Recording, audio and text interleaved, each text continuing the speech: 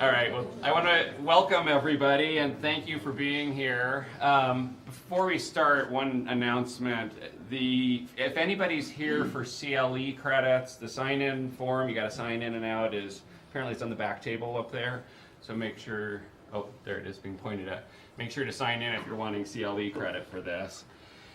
First, I guess I'd like to thank the groups that have co-sponsored this event. It is co-sponsored by the Natural Resources and Environmental Law Program, the Law and Indigenous Peoples Program, and the Utton Center. And in addition, it's received support from the Natural Resources and Environmental Law section of the New Mexico State Bar.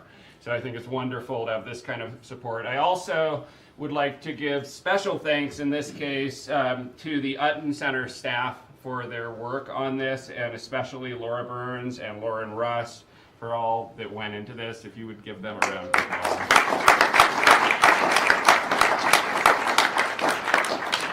And I also would like to thank Professor Laura Spitz and her research assistant Esther Jameson for their roles in setting this up. So it's great.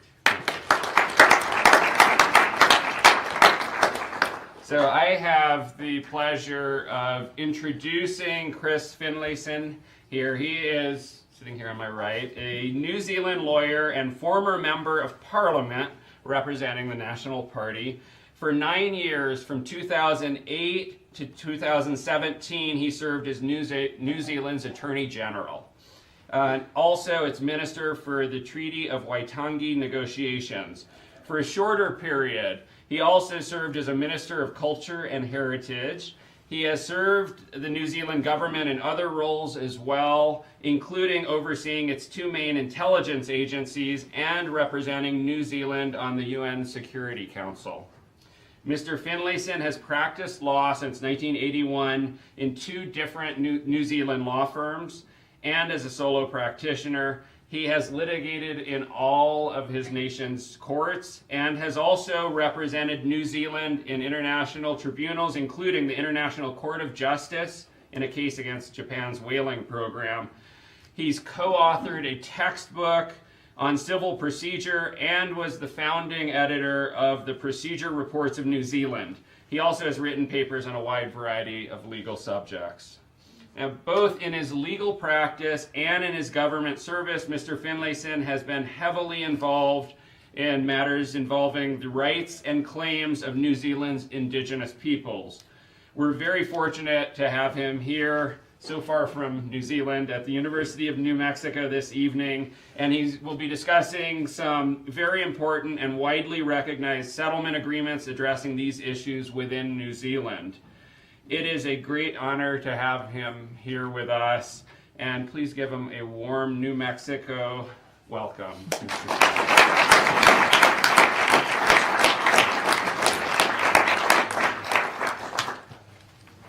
Good evening. Can I begin by welcoming or speaking to you in the first language of our nation, which is Te Reo or Maori, Raurangatira mā, tēnei taku mihi atu kia koutou, tēnā koutou, tēnā koutou, tēnā koutou katoa, e ngā mate, haere, haere, haere.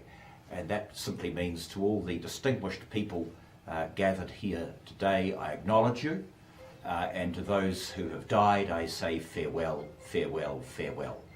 Can I also acknowledge the original peoples of these lands, the Indigenous peoples of Albuquerque, and especially acknowledge them this evening. I'm so very pleased to be here. The Dean was very generous in his introduction, but he got one thing wrong, and that is that New Zealand's a long way away. Oh, don't worry about it, just turn it off. New Zealand's a long way away. Actually, we're not all that far. All you need to do is fly to San Francisco, avoid Los Angeles, and there's a nightly flight down, so we're only about 14 hours away, and you should come and visit us sometime.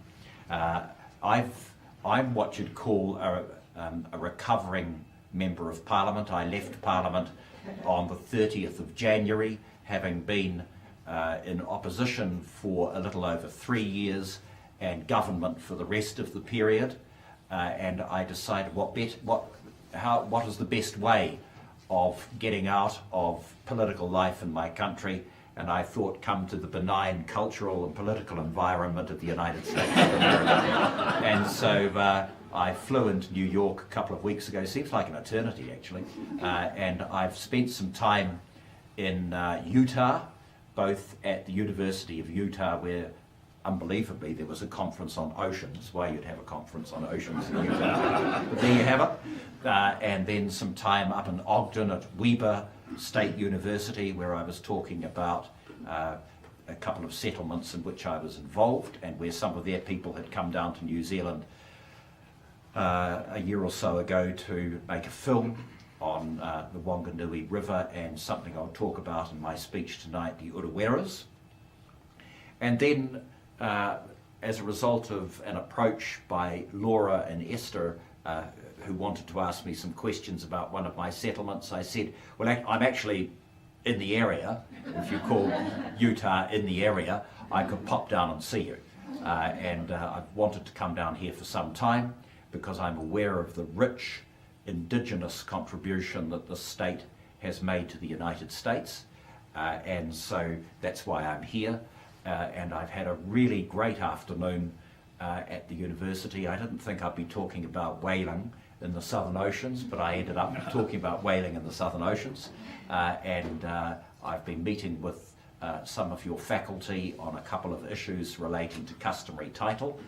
And now I'm here to talk about this interesting bipartisan, intergenerational dispute resolution mechanism that we've had in my country for a number of years, and some of the interesting questions it's thrown up. And while we may be, to the Dean, a long way away, we have very similar issues, and we're dealing with issues of title and protection of cultural objects and trying to undo historical wrongs.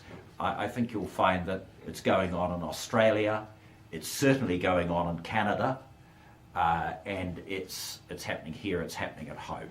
So while we may have different nomenclature, I think we are all trying to, well, from my point of view, we're trying to deal with some of these difficult and intractable problems, to sort of to heed the command of Isaiah to undo those heavy burdens of the past so that our countries can be more successful. Let me just give you a little bit of historical background.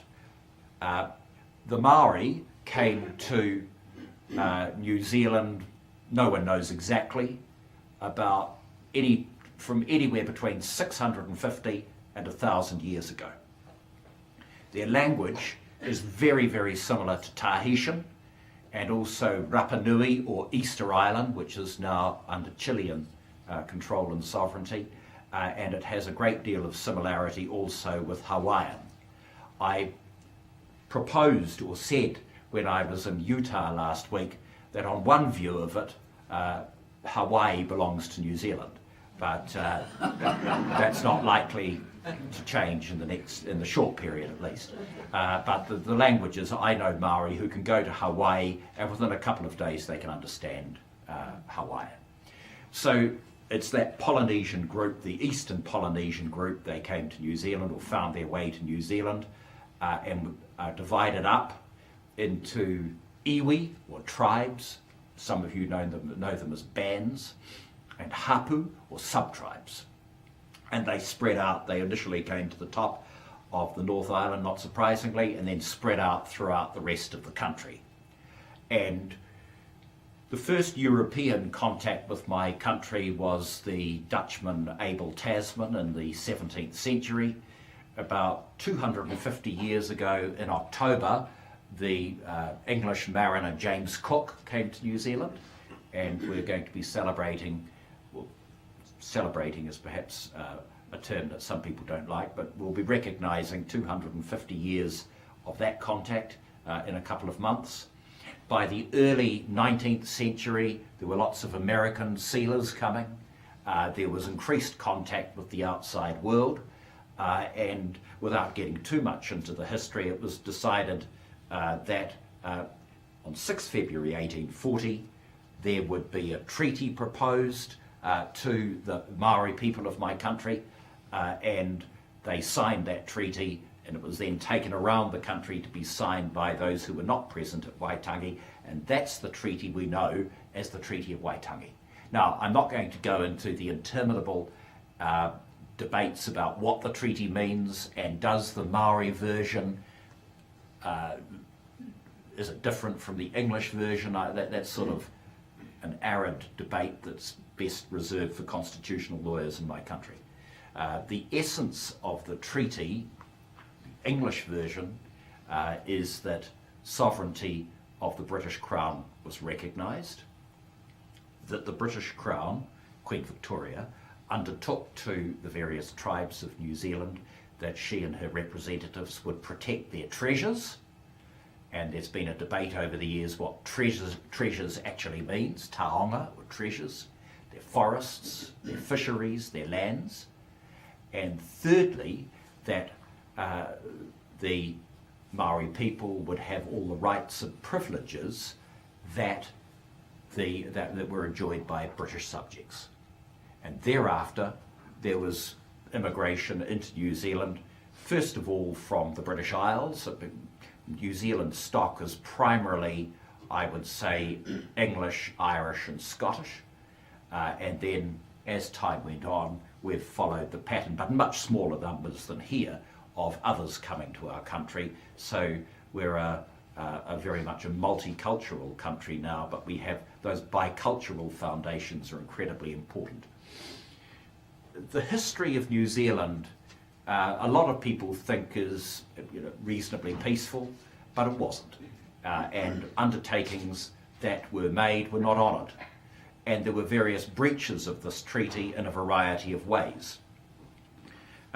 We did have what are called the Maori land wars, people fighting back after their lands were confiscated, sometimes forcibly, and that was a form of abuse known as raupatu, or R-A-U-P-A-T-U, or just forcible taking of Maori land.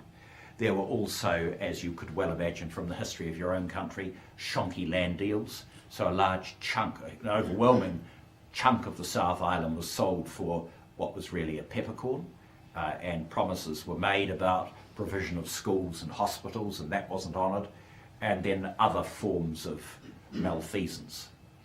And it's fair to say the loss of land, or whenua, was devastating for the Maori people. I mean, you know all this from your own history. Inability to speak their language, being punished for speaking their language in school, losing their land, and the population being introduced to European diseases. Last week in Utah, I was told just how many Indigenous people were here at the time of first contact, and the devastating effects of diseases being brought to your country. Well, the same thing happened in New Zealand, so that by the turn of the 20th century, the number of Maori had fallen drastically. Currently, it's, I would say the Maori population of New Zealand, we're just touching 5 million people, and we would have 15% of our nation would be classified as Maori. So there were all these various things that had happened over the years. By the mid-20th century, expectations were growing, people were becoming increasingly dissatisfied. Younger people were saying, well, we're not going to suffer in silence, this isn't good enough. And so the government of the day, a Labour government, established an inquisitorial body called the Waitangi Tribunal, and its responsibility was to look at contemporary grievances of the treaty. And then in 1984, another Labour government came into power, and they increased the jurisdiction of that tribunal so that it could inquire into breaches of the treaty and grievances going back to 6 February 1840. So by the end of the 1980s, the tribunal had been very busy making these inquiries, and reports were starting to emerge, setting out the various grievances that had been suffered.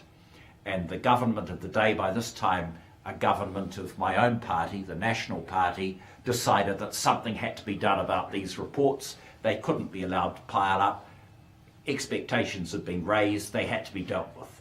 And that was the genesis of what we call the historical grievance work that needed to be undertaken to solve these issues, to address these issues so that they wouldn't fester in the minds of the Indigenous people and prevent the country from achieving its potential.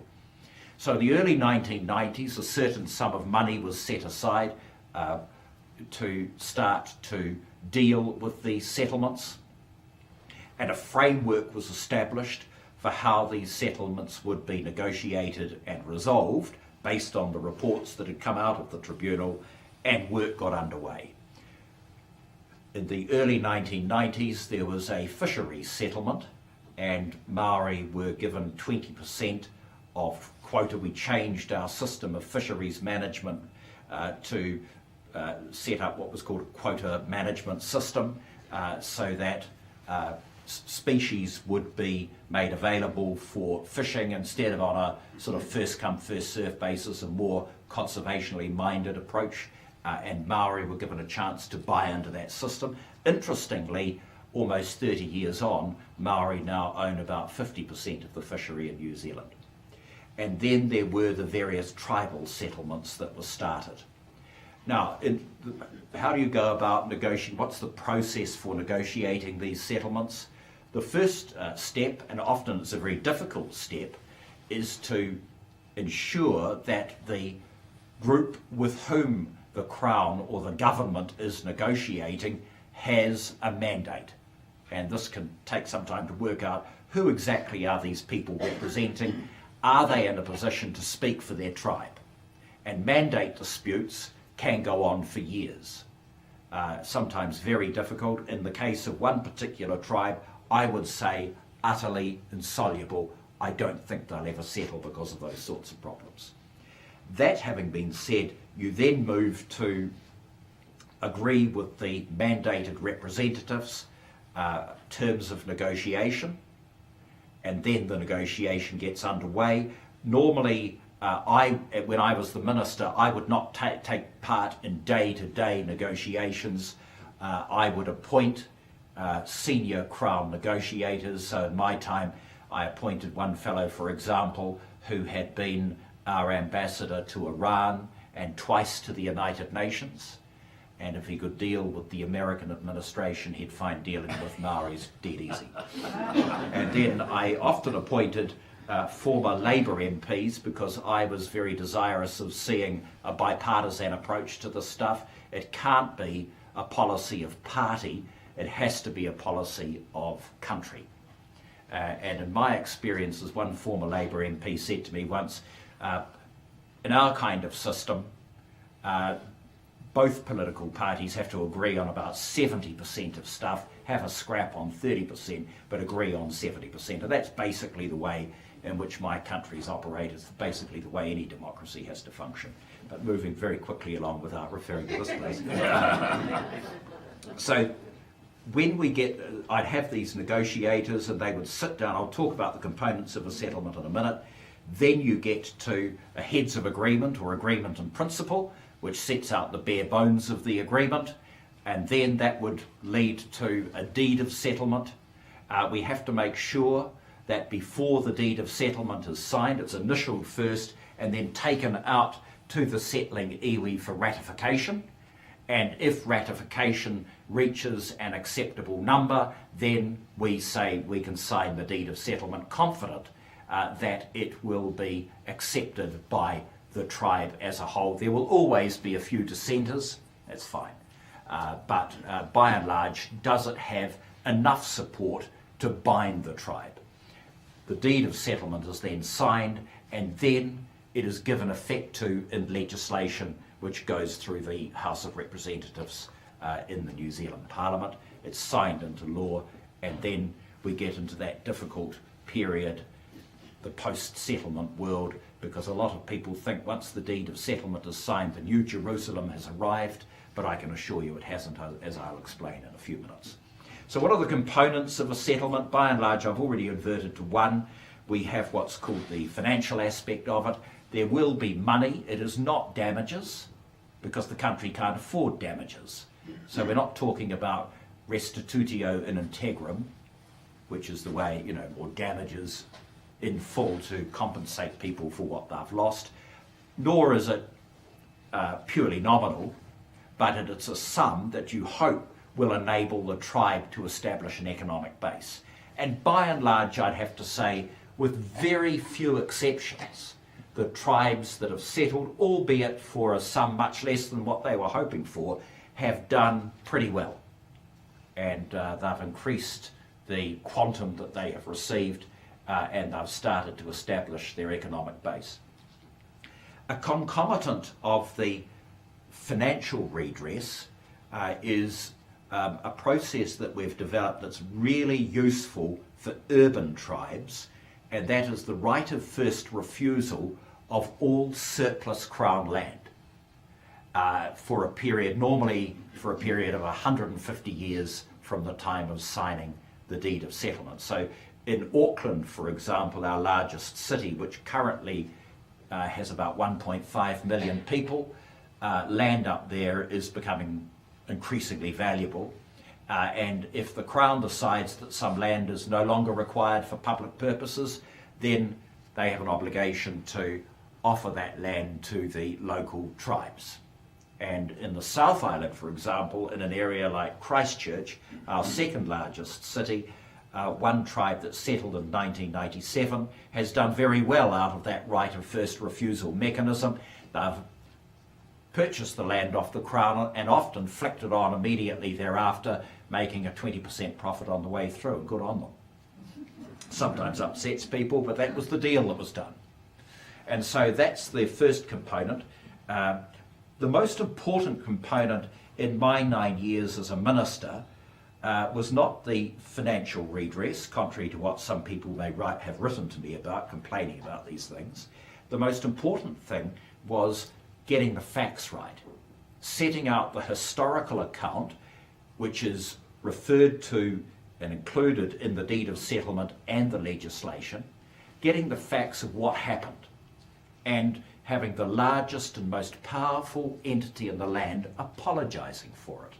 And there is nothing more powerful in my experience as a former minister, than going to sign a deed of settlement with a tribe and standing there reading out the apology for the various misdeeds that occurred, and having the audience just stare at you. And I know why they were staring at them. They were saying, well, is this just a pro forma thing by him, or does he really mean it? And so it's a very, that part of a deed of settlement is incredibly important. The next part of a settlement involves cultural redress. And over the term of this piece of reconciliation work in New Zealand, what we've tried to do is return to the settling iwi land that is of special significance to them. So land that may contain urupa or burial grounds, lands that may have other forms of cultural significance to them. So the original proposal was to return small and discrete areas. In my time, I tried to get as much back as possible. And so sometimes you'd have, for a particular tribe, thousands of acres going back. And then the other point, which is a concomitant of the cultural redress, whenever I go to visit a Maori tribe and I stand in the grounds of their marae or meeting places, I am always greeted by a person who will refer to, this is my mountain, or this is my river, or this is my lake. That defines them. And what they have seen over the years is constant degradation of lakes and rivers, and they will want to see greater involvement in the way in which those particular water bodies are administered. And so over the years, we have developed a system, what we call co-governance of natural resources, so that the various settling tribes can have some say in the way in which these water bodies are to be administered. And they're varied over the years depending on the particular water body, but there's been, I would say, in my first term as a minister, there there were some tensions between my party and a smaller party that made up the government about what was the interrelationship between these co-governance arrangements and local bodies, or local authority, local government. Because there were some who would say you cannot undermine the authority of a local authority which is directly elected and put above them an unelected co-governance body. So generally speaking, these co-governance bodies feed into decisions that are made by local or regional councils. So that's sort of the parameters of the kinds of things that we look at in treaty settlements. So when there's a negotiation, what you have to do is, if there is a report from the Waitangi Tribunal, see what their recommendations are, talk to the iwi about what their aspirations are, and start to craft a settlement from that. And over the years, there have been some interesting settlements that have taken place, and I just want to mention a few. When most people who think of my country, like Mr. Oliver, that I think he's supposed to be a comedian, I've never found him funny, in the United States, talks about New Zealand, he always talks in terms of sheep and an obsession with rugby. You are looking at a person, I apologise to my Irish friend there, but you are looking at a person who hates rugby, who prefers soccer or golf. But for those of you who have seen New Zealand teams perform, you will see that invariably the All Blacks, before they take on the Irish, will always have a haka, or that's the war dance. And that haka is a very famous war dance which was composed by a Maori chief or rangatira called Tarapraha many, many years ago. And it is quite a daunting exercise if you're standing on a rugby field to face the All Blacks, which is the national team of New Zealand, and they start performing this haka. But there's only one problem with what people call the All Black haka, and that is it doesn't belong to them. It belongs to Ngāti Toa, a tribe based in Wellington. And when I was having a negotiation with Ngāti Toa, they said to me, no, about the haka, because that's ours, and we want to regulate its use. And I remember the first time I raised this in Cabinet, and one of my colleagues, the Minister of Foreign Affairs, sent me a note saying, continue down this track, Finlayson, and we'll be 5% in the polls, because everyone uses the haka. And the average Joe Blow out there will say, but it's part of the birthright of New Zealanders. You can't tell us that we cannot use the haka, it's so much part of us.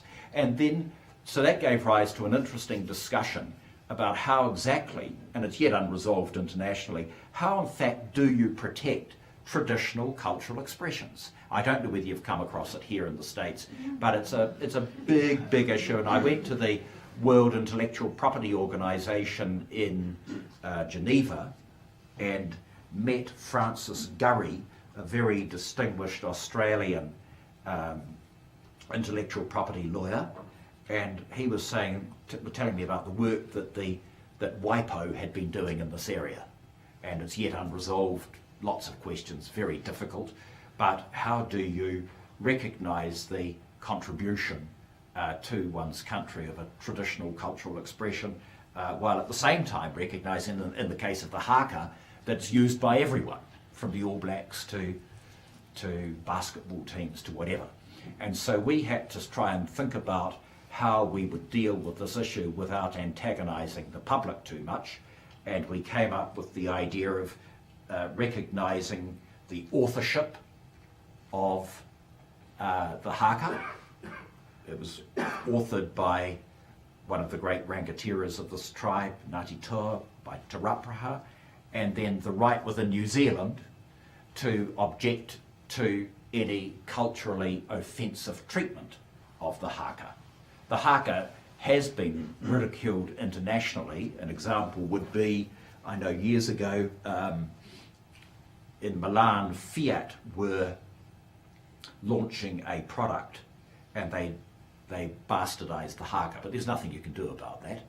you can complain all you like, but it's the principle of national treatment, and unless there was an internationally binding treaty like the Berne Convention or the UCC, which you then bring down into domestic law, as we have done with the Copyright Act, it would be impossible to deal with. So they're the first tentative steps to try and deal with that issue, and I hope that in generations to come there's a review clause in that legislation. Will start to move to, as the international community deals with this issue and comes to a consensus about how to deal with it, we'll move somewhere further along the track than where we are now. The second one I wanted to talk to you about is a settlement with a fiercely independent tribe called Ngaituhoi. These are very interesting people who live in a very remote part of the North Island of my country. And they were they're regarded or called the people of the mist. They live in an area, I say it's probably the size of Luxembourg. It's probably not too far off. It's a big expanse of wilderness. And these people were for a long time regarded as strange and remote and hostile to central government. What happened was that in the late 19th century, the government of the day wanted to sort of settle these people down. So the Prime Minister went and visited them and did an agreement with them, which was called the Te Urewera Commission Act of 1896, and that gave these people a degree of self-government and said that any decisions in relation to this beautiful and large part of the country would be made by a commission, the majority of whom would be representatives of that particular tribe. So far so good, except over the next 25 years that legislation was undermined and then repealed in the early 1920s without any regard to these people. And then over the next century or so, they were completely ignored. And in 1954, to add insult to injury, the whole area was declared to be a national park. And anyone who knows anything about New Zealand will know how important national parks are to New Zealanders. New Zealanders love the outdoors. They regard these areas as their birthright, that they have the right to go and hunt there, free, unimpeded access. And over the years, there have been some stories where people have gone in tramping and they've been monstered by Tūhoe people, probably not understanding that, I think it's a bit like the Everglades actually, that in this area it's pepper potted with private land owned by Maori. And so it's not, so you've got a national park, but within the national park there were large chunks of private land. And so relationships between this tribe and central government steadily deteriorated, and I always feel sorry for the previous Labour government, because in about 2007 there was a raid on one of the towns where these people live, and people were charged under the Terrorism Suppression Act because it was thought that they were conducting terrorist activities up there. It was, and the then Minister of Police and the Minister of Justice and the Prime Minister of the day had to answer for this particular raid. It was a monumental muck-up, and it should never have happened. And it was a case of where the police got it completely wrong, their legal advisors got it completely wrong, and the poor old politicians had to carry the can. And so I can't begin to describe to you the level of disgust and hurt that was confronting these people, and it was a settlement that cried out it needed to be done, and the justice of the situation needed to be addressed. So I became the minister in 2008. The previous government had signed terms of negotiation with these people, and negotiations got underway. And when I was meeting with these people, I remember when the first offer was made to them, we offered them a very high level of co-governance of the national park. and we offered them a certain amount of money, and they stood up and said, well, look, yeah, the money's fine, we're not too fussed about that, we'll argue around the edges in due course, but we're not satisfied with what you've proposed over the park. We don't like, it should not be a national park, shouldn't be owned by the Crown. And so that was the problem we faced.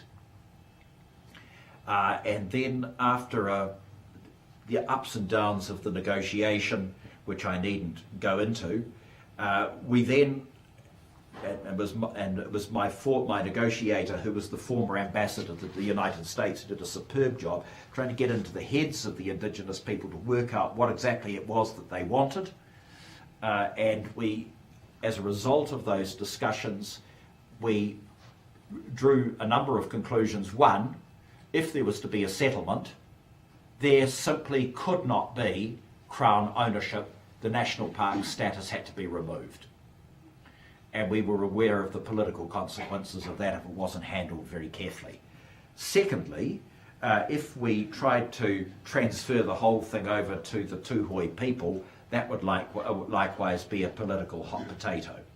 So as a result of a lot of thought and drawing on the experience in the United States by a Professor Stone, who wrote years ago for, where he was a professor at UCLA, we came up with the idea that the Uraweras would own themselves.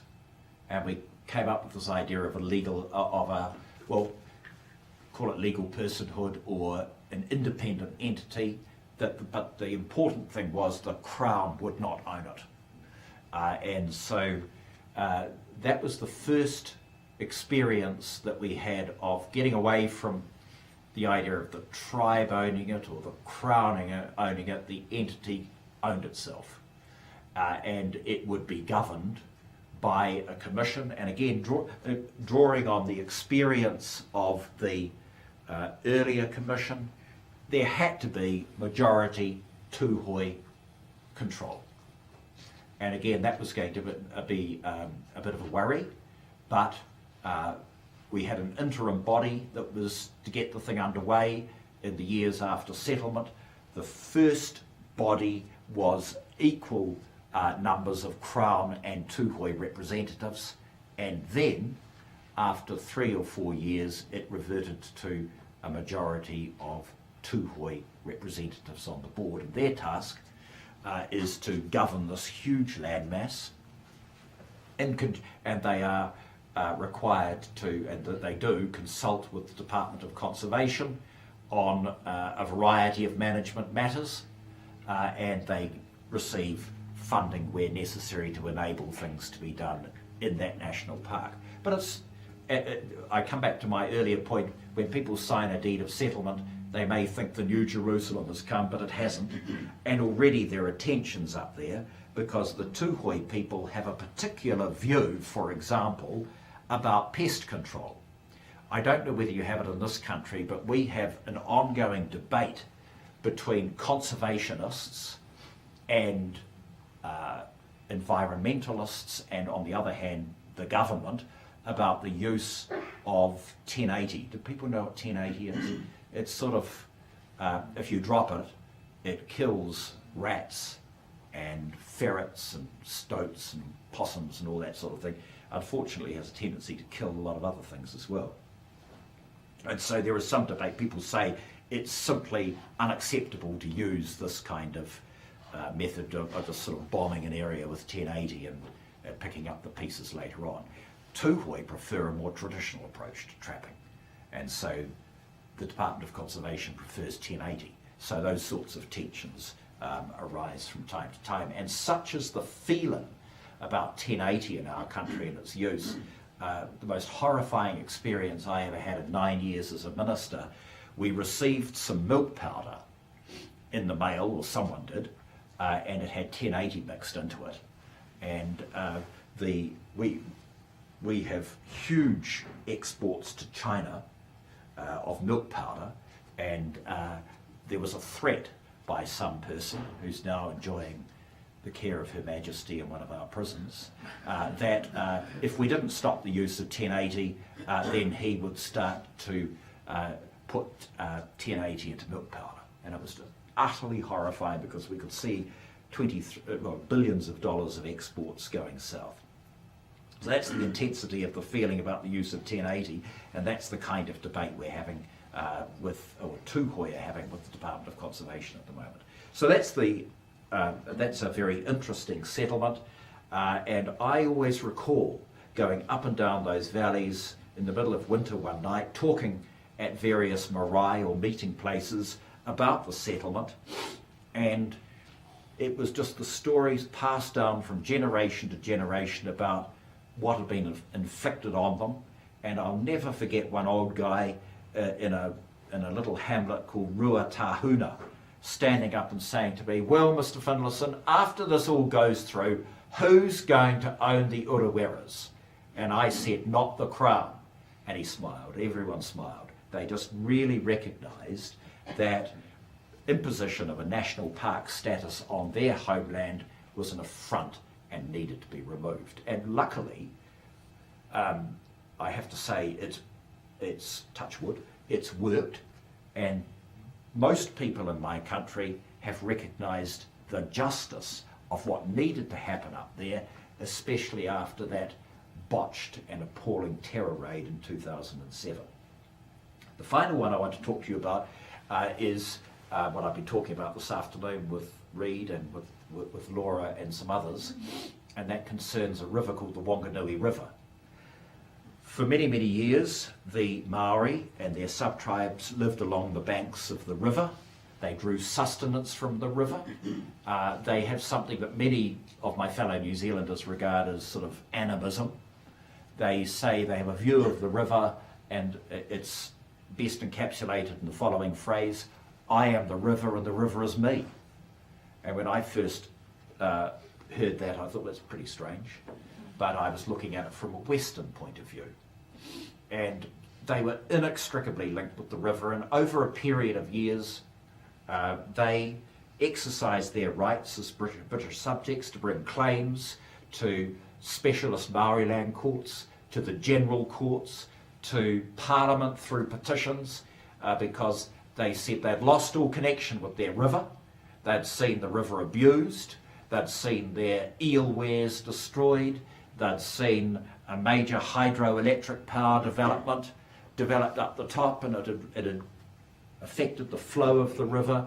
They'd seen adverse farming practices causing erosion, harming the river, and they said something needs to happen, and we own it. And you get into the vexed question of ownership of rivers. And previous governments have tried to deal with it by saying, well, the settling tribe can be recognised as owning the bed of the river and the water column above, but no one owns water, the topic that we've been talking about this afternoon. But that kind of mechanism didn't appeal to them, nor did this concept of co-governance. This settlement had to turn on its own facts, bearing in mind their worldview of things. And so we agreed, and it was really out there as a settlement, I have to say. We agreed to recognising the river as an indivisible entity flowing from the mountains to the sea, incorporating its tributaries, and that the river would be represented in certain types of hearing which are specified in a schedule to the settling statute, and they would be one representative of the Crown and one representative of the Wanganui River people, and so there are two Maori who are now the guardians of the river. It's one of those things I'll never forget. There was another settlement that I wanted to do before I ceased to be a minister, and it was too late in election year, and people were getting a bit jumpy about some of the things I was getting up to, so they said put it off till after the election. But of course you can put things off till after the election, and we were out, so that the new government's looking at that and I have to look on the sidelines, which is a little bit annoying. But Mrs. Thatcher once said when she was Prime Minister, I could go on and on and on, But it doesn't work like that because you have your time in office and then you're turfed out. That's fun. The guy can come to New Mexico. So that settlement involves a beautiful volcano called Mount Taranaki, and likewise trying to deal with the historic grievance there. What happened in the Taranaki region of my country, as I said earlier, was simply appalling. It was the worst form of abuse. People just were pushed off their land, and it's beautiful dairy farming land. And there was this mountain that it's the most beautiful part of the country, and as I say, it's only 14 hours away, folks, so you should get there. And it looks out over this magnificent farming area, and that mountain is the ancestor of the Maori people of the area. And so what had happened in the 1970s was that people had recognised that this was a problem. And so they developed the idea of transfer and transfer back. You transfer the mountain back to the Maori, and within a couple of minutes, as a gift to New Zealand, they'd transfer it back.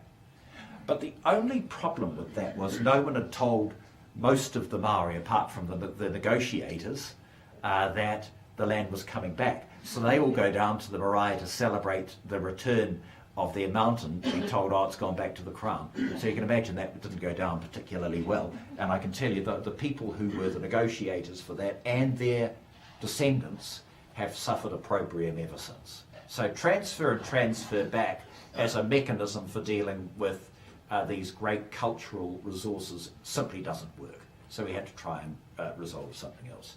So they're the kinds of things that we've been doing in my country. Professor James Anaya, do you know him? A professor at the University of Arizona, was appointed about a decade ago as a UN Special Rapporteur. He may still do that work.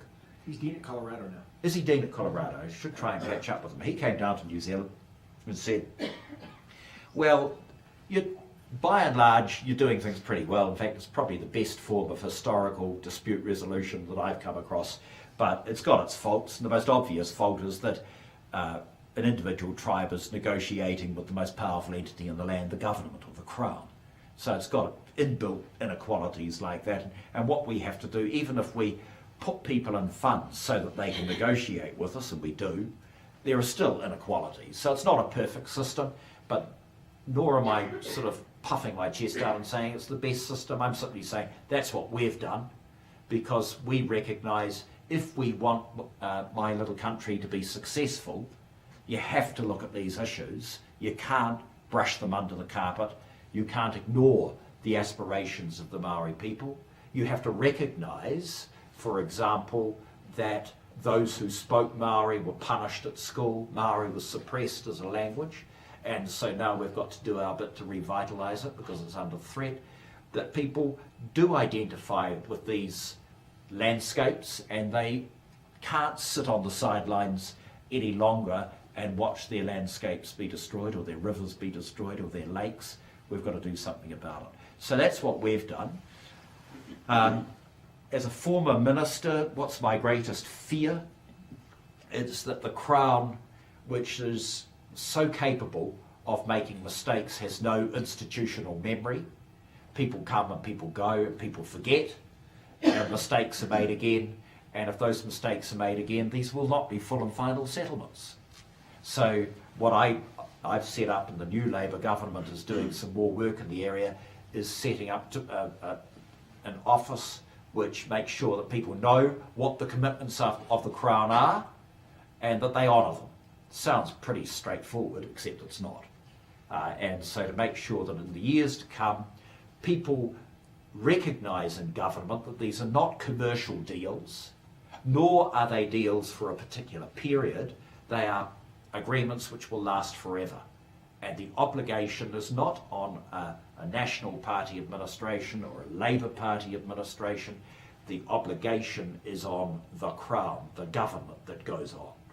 And so I'm just hoping in the years to come that the mistakes of the past will not be repeated, and that we can get through this period in our history, negotiate just and durable settlements with most iwi. There will be some who will be outliers and we won't be able to deal with, and then we can really get on with building our country. So thank you very much for the opportunity to come and speak to you today. As I say, it's great to come to New Mexico. I've been to the United States about 40 times, love the place. Tend to go to the coasts, so it's time to start exploring the inner part of the country, and I very much look forward to coming back again here sometime soon.